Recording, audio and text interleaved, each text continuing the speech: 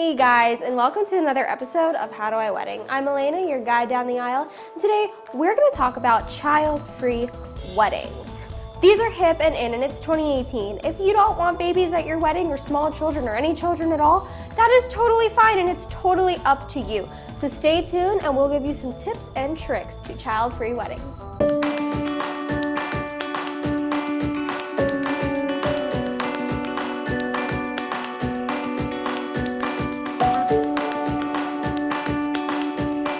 So first of all, I want to start by saying again, this is your day. If you don't want kids at your wedding, that's fine. And if you do, that's fine too. That doesn't even mean just necessarily having kids in your guest list. That could also mean if you don't want kids in your wedding party, that's fine. Or if you want them not on your guest list, but in your wedding party, that's okay too. Again, this is your day. So now we're going to touch a little bit about babysitting. Now, there is a chance that you might get a little bit of backlash from guests who are parents only because babysitting costs can get expensive, especially if your wedding is out of town or far away from them or what have you. So one way to go about this is to offer babysitting services. Sometimes you can have a separate room in a hotel that you hire babysitters, like there's care.com. You can have a local daycare that you work with to see if they can do babysitting just for that one day. Another recommendation is if you have your guests who are parents but they're bringing their kids with them, maybe give them a list of local babysitters that you know and trust who have gotten great reviews on Care or whatever have you, so that they can have a list and they're prepared and they know that even though you don't want their kids at their wedding, you're still cognizant of the fact that they have kids and that you still probably love those kids.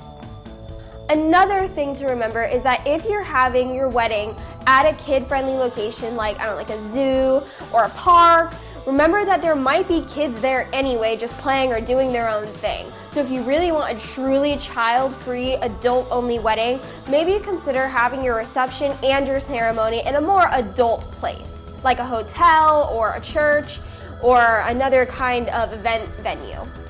So the next question is, well, when should I tell them I want a child-free wedding? The answer is as soon as possible. Put this in your save the date, or if you're not doing save the dates, definitely in your invitations. If there are very few guests that are parents, maybe just tell them personally. Also remember that having a child-free wedding can be a huge saving on your budget. Remember that a lot of times you're paying per head, and if you have to have kid-friendly choices as part of your dinner service at your reception, that can add up pretty quickly. So now we're going to talk about options of how to tell your guests that it is a child-free wedding. On their RSVP card, you can say that you only have X amount of seats reserved in their honor, only having enough seats for like the two parents or the one parent or whatever have you. Another thing to do is if you have a wedding website or if you have an FAQ card in your invitation or your save the date, have that on there that it is a child-free wedding. Another way is to address only the adults in the family, Mr. and Mrs. Smith, rather than the Smiths. So now we're going to go over a couple of don'ts. My first is don't put adults only on your save the date or your invitation because it can come across as a little bit harsh and we want to avoid backlash as much as possible.